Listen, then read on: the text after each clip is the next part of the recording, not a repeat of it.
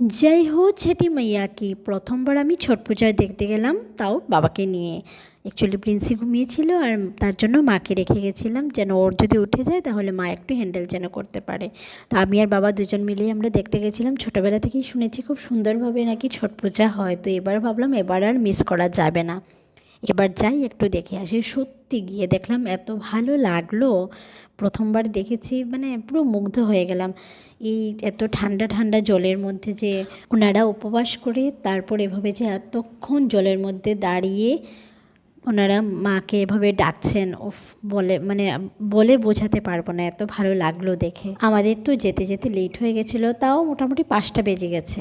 তার আগে মনে হয় আরও অনেকটা রিচুয়াল ছিল যেটা আর মিস করে গেলাম।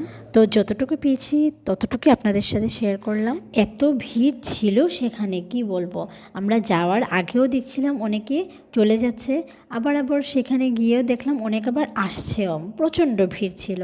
তারপর এক সাইডে এরকম ঢাক বাজছিল, অনেকটা ব্যান্ড পার্টি ছিল, 3-4টা ব্যান্ড পার্টি ছিল, সবাই ঢাক ঢোল এরকম বাজাচ্ছিল আর তার সাথে বাজি ফুটছিল। উফ বাবা, বাজিতে পুরো কান শেষ।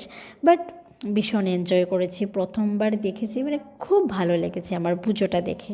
তো যারা যারা পুজো করছিলেন ওনাদেরকে দেখলাম যে একবার ওনারা স্নান করে এরকম নদীতে এসে ড্রেস চেঞ্জ করে আবার গেছেন, আবার গিয়ে ওনারা স্নান করেছেন। মানে অনেকটা পরিশ্রমেরও কাজ আর একটা ভক্তি যেটাকে বলে, ভীষণ ভালো। ছট পূজা হচ্ছে, আর ছট পূজার যদি গান না হয় তাহলে তো ভালো লাগে না। তো আপনাদেরকে একটু ছোট্ট করে একটু গান শুনিয়ে দিচ্ছি। কাচাহি বাসকে বাহঙ্গিয়া बहंगी लचकत जाय, बहंगी लचकत जाय, हुए ना बालम जी का हरिया, बहंगी घाटे पहुँचाय, बहंगी घाटे पहुँचाय, तू तो आन्हारा होवे रे पटोरिया, बहंगी छठ मैया के जाय, बहंगी छठ मैया के जाय, शीतल दूजे पनिया कब देव देवता तू आके दर्शनिया, शीतली बियरिया शीतल दूजे पनिया कब देव देवता तू आके दर्शनिया।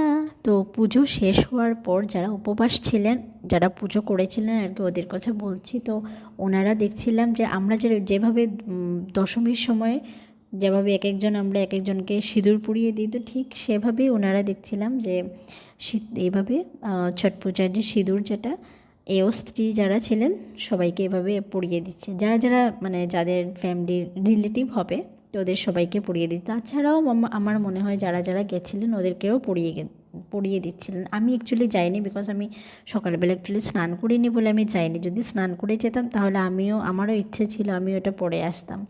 ঠিক আছে, নেক্সট ডে দেখা যাবে। তো তারপর পূজা শেষ করে এভাবেই সবাই টুকরি, পুরুষ লোক বলুন আর মহিলা, এক একজন দেখছিলাম মাথায় এভাবে খুব সুন্দর করে টুকরি নিয়ে সবাই ঘরের উদ্দেশ্যে রওনা হয়ে যাচ্ছিলেন। তো আমি ভাবলাম এখন সবার পুজো শেষ, তো আর আমিও এবার ঘরে যাই। তো আমি ওদের সাথে সাথে পিছে পিছে আমিও চলে আসছিলাম। পুজো দেখেছি ঠিকই, কিন্তু একটা শুধু আফসোস রয়ে গেল, যেটা হচ্ছে এবার আর ছট পূজার প্রসাদ মানে মহাপ্রসাদ যেটাকে বলে ঠেকুয়া, তো সেই ঠেকুয়াটা আমরা খেতে পারলাম না, আমিও খেতে পারিনি। বিকজ প্রত্যেক বছর গোয়ালা মামা আমাদের জন্য ওনার ঘর থেকে নিয়ে আসেন, কিন্তু ওদের একটু অসুবিধার কারণে ওনারা পুজো দেননি, সেজন্য আর প্রসাদটা পেলাম না। তো কি আছে, কিছু না, নেক্সট বার বা ছট মাইয়া যদি উনি আশীর্বাদ করেন তো নিশ্চয়ই কোনো না কোনো দিন পেয়ে যাব। তো ঠিক আছে, আপনারা দেখলেন, কেমন লাগলো আমার ভিডিওটি আপনারা জানাবেন। সবাই ভালো থাকবেন, সুস্থ থাকবেন, দেখা হচ্ছে নেক্সট ভিডিওতে।